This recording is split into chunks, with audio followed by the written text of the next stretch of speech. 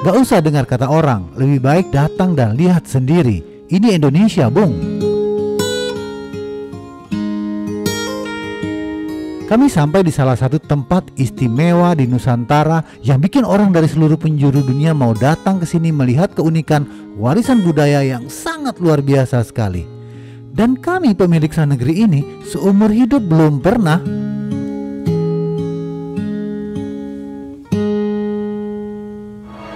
Halo, saya Bang Den. Saya Kak Beda. Kami pasangan suami istri yang sedang keliling Indonesia dengan mobil. Lebih 6 tahun hidup di jalan, menikmati keindahan alam dan kebaikan hati bangsa ini. Perjalanan tanpa batas waktu, ke tempat-tempat tanpa batas, ke mana saja.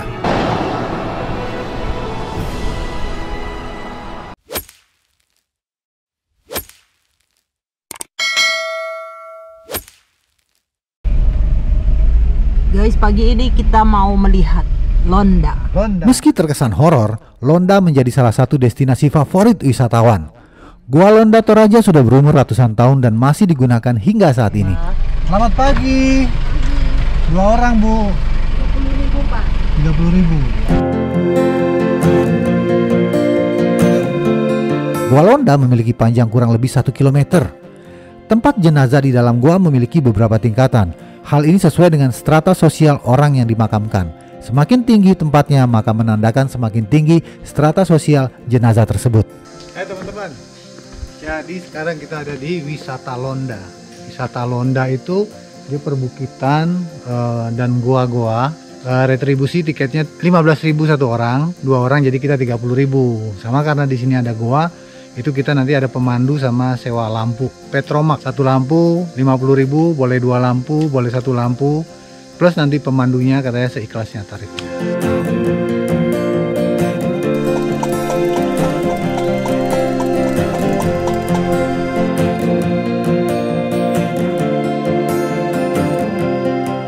Di dalam goa terdapat ratusan tengkorak dan tulang belulang manusia yang sudah berusia puluhan hingga ratusan tahun. Dan masih banyak lagi cerita seputar Gua Londa ini. Datang sendiri deh ya. Bentuk guanya bagus ya, kayak apa namanya, kayak di semen gitu, kayak dicor. Tapi ini memang terjadi secara alami. Dan dia juga banyak lorong-lorong. Dan di sini banyak juga kubur-kubur di dalam gua ini. Keren banget nih. Coklat putih. Oh gitu. Jadi yang ini udah ratusan tahun nih. Jadi tengkorak udah ratusan tahun itu kuat-kuat sampai giginya di atas itu masih ada. Ini yang terakhir yang dikubur di sini yang putih-putih ini. Mungkin sekitar 6 bulan yang lalu. Mana? Yang putih-putih baru ini. Oh, putih-putih itu. Jadi kuburan ini masih dipergunakan sampai sekarang ya, kalau ada keluarga yang meninggal.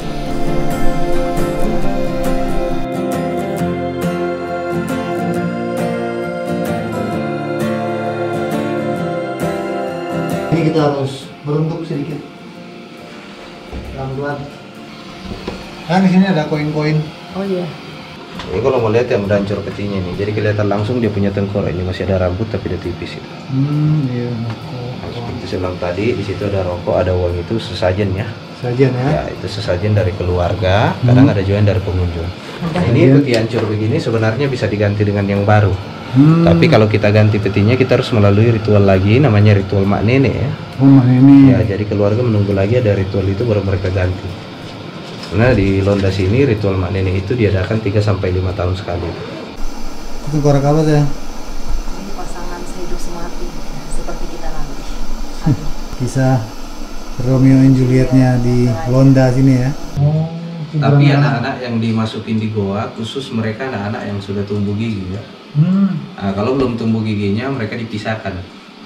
Jadi kalau belum tumbuh giginya itu dulu-dulunya mereka dikubur di pohon. Ya itu karena mereka masih dianggap suci dan katanya pohon itu sebagai kelanjutan mereka di kehidupan kedua ya. Tuh masih ada goa lagi ke sana, cuman dia harus merayap. Nanti tembusnya keluar juga. Di sini banyak tembus-tembusan ya. Tapi bentuk goanya ini loh yang aku unik ya. Luar biasa banget nih. Stalaktit ini dingin sekali. Ini masih ada air di sana, rembes-rembes air di sini. Oh iya. Oh iya, air nih. Ya. Sudah keluar lagi kita. Ini ada satu lagi. Tadi tembusan yang tadi, cuma karena kita nggak bisa merangkak, jadi kita bisa lewat sini. Ini tembusannya yang tadi.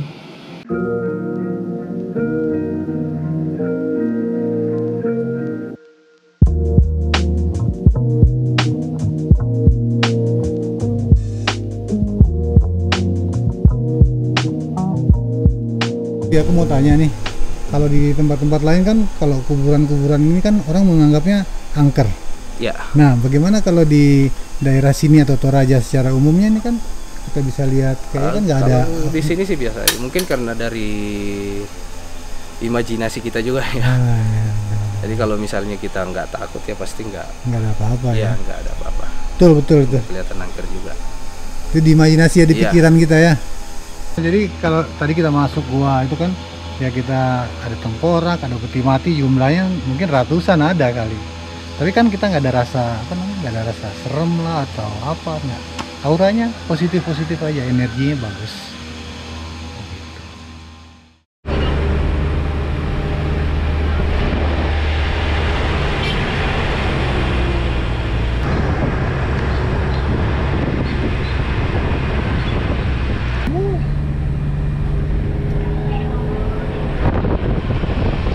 Indonesia boleh bangga guys, patung Yesus tertinggi di dunia ada di tanah air, yaitu patung Yesus memberkati Toraja. Patung Yesus ini berdiri kokoh pada puncak bukit Buntu Burake, tanah Toraja. Tingginya mengalahkan patung Yesus terbesar di Brazil, Cristo Redentor di Rio de Janeiro. Itu di atas kita, patung Yesus tinggi sekali, kabarnya 40 meteran ada. Ini kedua tertinggi setelah di Brazil kabarnya.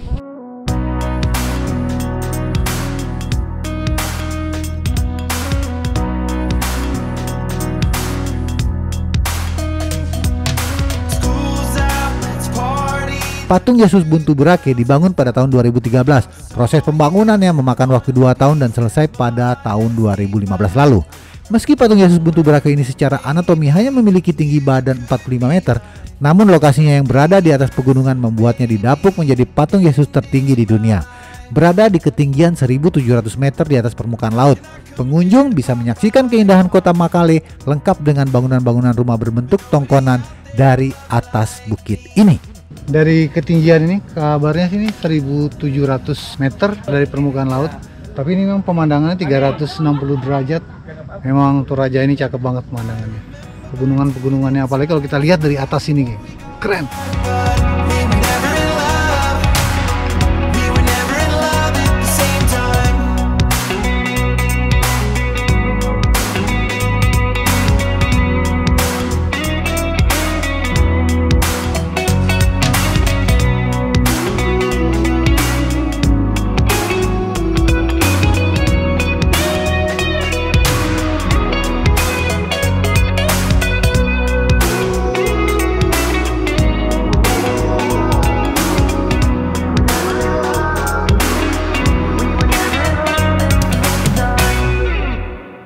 Gara-gara lihat ada mobil Ford Everest dan Land Rover parkir di pinggir jalan, kami coba mampir di warung kopi ini. Ternyata kami ketemu dengan ownernya yang hobi otomotif dan off-road. Sekalian deh nyobain kopi khas Toraja yang terkenal itu. Kita lagi di Toraja Coffee. Kebetulan tadi kita lihat ada Ford Everest parkir, ada Land Rover parkir. Ya udah kita mampir. Ternyata di sini ada kopi enak, ada Arabica, ada Robusta. Kita beli lah coba. Tapi ternyata ini tempat nongkrongnya pada pasti kesini ya, kalau artis-artis juga di sini juga, Gasleng, jalan-jalan main pasti kesini. Kopi asli diambilnya dari petani langsung dari petani, langsung dari kebun, langsung diolah di sini sendiri. Jadi tidak ada tangan beberapa, langsung fresh. Nanti kalau mau pesen juga, mau pesen kopi Toraja, mau pesen kopi Robusta atau Arabica Toraja, boleh kontak aja.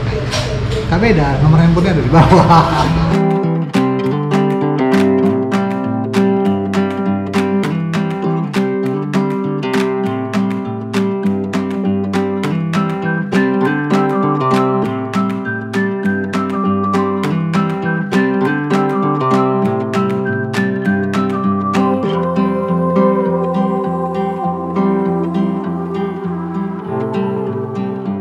Ini proses sendiri kan?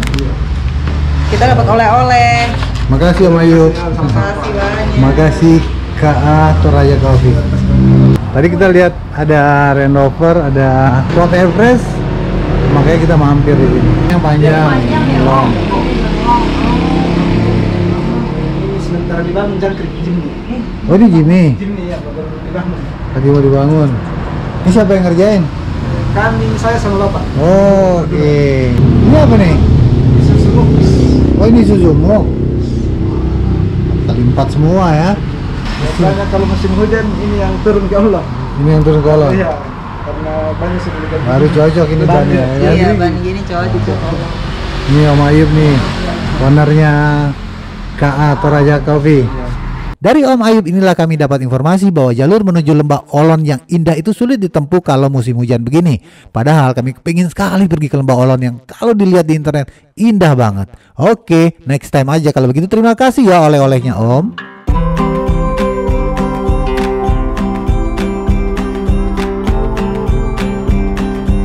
Nah, kalau ke Toraja jangan sampai terlewat spot yang satu ini. Namanya Lolai Negeri di Atas Awan. Jaraknya sekitar 20 menit dari Rantai Pau.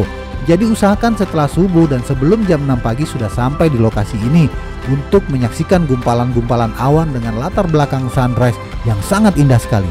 Apalagi kalau hari sebelumnya hujan, maka akan lebih tebal awan yang muncul di pagi hari. Wah, keren banget. Wow. Ini kita di situs Purbakala Kalimbuang Bori. Di Bori Kalimbuang kami bisa melihat 102 menhir yang berasal dari era megalitikum. Menhir adalah sebutan untuk batu yang dipasang tegak sebagai bentuk pemujaan pada nenek moyang. Simbuang batu menhir yang berdiri tegak sebagai penanda dari setiap upacara pemakaman yang diadakan di areal Rantai. Meskipun ukurannya berbeda, menhir-menhir tersebut memiliki nilai adat yang sama. Menhir atau simbuang batu hanya dapat dipasang apabila ada seorang pemuka masyarakat yang meninggal dan diupacarakan secara adat dalam tingkat rapasan sapurandanan. Kerbau yang dipotong minimal 24 ekor.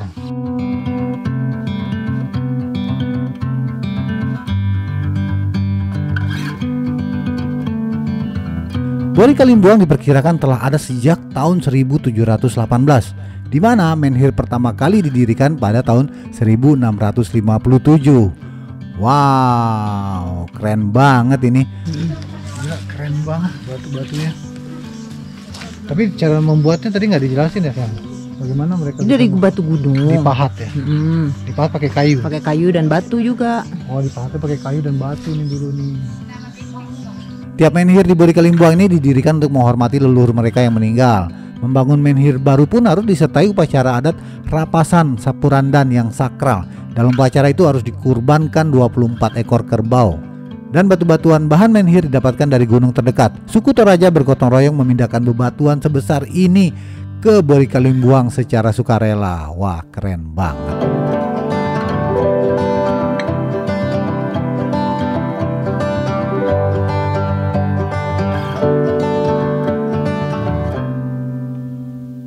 Batu-batu dilubangin jadi kuburan.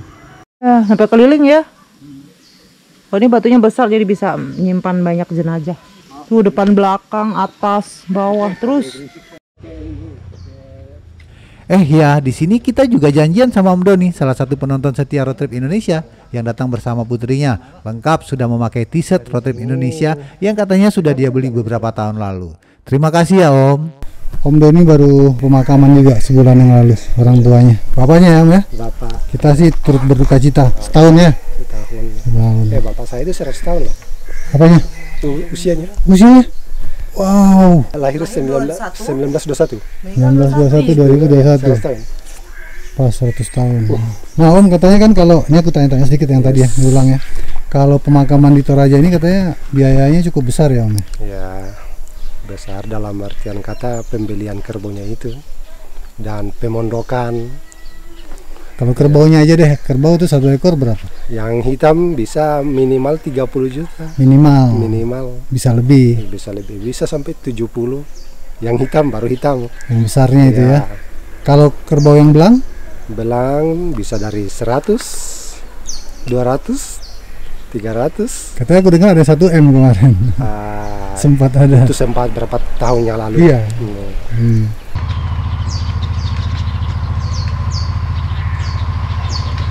Nah itu berapa kerbau harus dipotong? Nah, tergantung tingkatan acaranya. Oh, tergantung tingkatan acaranya. Beda-beda ya? Mengarah kepada strata sosial. Ya. Kalau case-nya bapaknya Om Doni kemana berapa kerbau?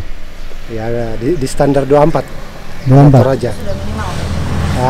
Sampai di situ. Selebihnya ya tidak terbatas, tapi di batas standar 24.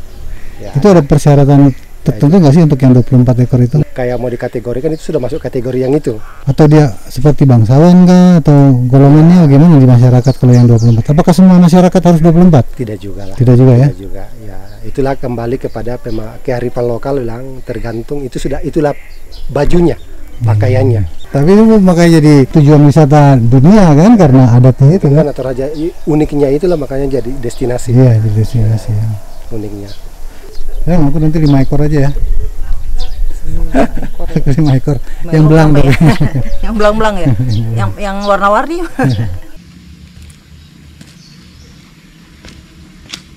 Ya di sini ada kuburan baby. Babynya dikuburnya di pohon.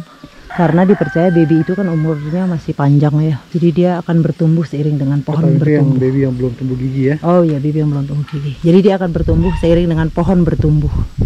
Dipercaya begitu.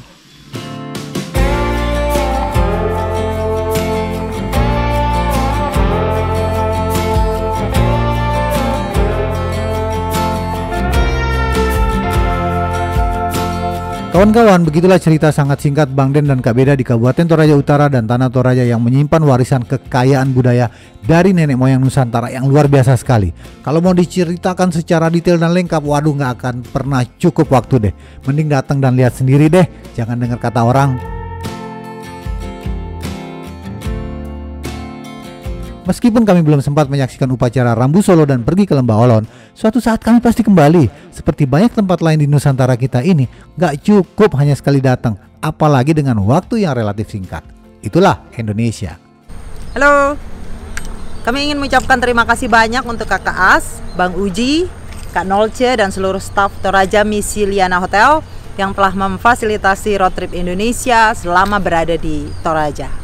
Terima kasih banyak. Terima kasih Toraja Misiliana Hotel telah memfasilitasi road trip Indonesia selama berada di Toraja. Hotelnya nyaman sekali, indah, dan hotel ini sudah seperti tempat wisata sendiri ya, karena banyak tongkonan-tongkonannya, dan kita dibawa ke suasana Toraja masa lalu ketika menginap di hotel ini dengan taman-tamannya, kolam berenang, dan semua arsitekturnya membawa kita ke suasana Toraja klasik. Terima kasih sekali lagi kami ucapkan kepada Kak As, Uji, Kak Nolce, dan seluruh kru Toraja Misiliana Hotel yang telah memfasilitasi road trip Indonesia selama di Toraja. Keren banget. Buat teman-teman road trip Indonesia, kalau ke Toraja jangan lupa mampir di Toraja Misiliana Hotel. Oke, salam sayang.